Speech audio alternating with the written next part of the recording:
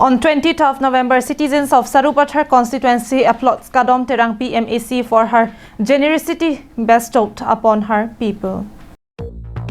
It was reported that Sarupathar constituency is one of the most deprived constituencies in terms of development among 26 constituencies under Karbi Anglong Autonomous Council. Many representatives from the constituency had been inducted into the CM's cabinet, yet deprivation from all sort of developmental atmosphere remains the same. But newly elected members of Autonomous Council MAC stepped forward and directed to refill the art on her own. The visual of the RCC bridge you see here, located at Paklangso No. 1, had came into limelight earlier in electronic medias as well as in print media.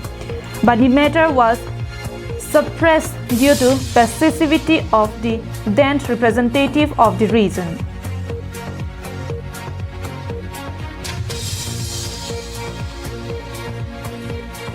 But without any funds allotted from Karbi Anglong Autonomous Council, the present representative of the region MAC turned her words into reality by fulfilling her promise given to her people.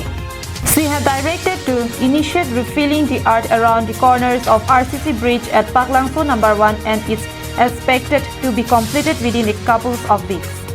Citizens informed that the communications of people from one side to the other would be very easy once the art filling around the bridge is completed.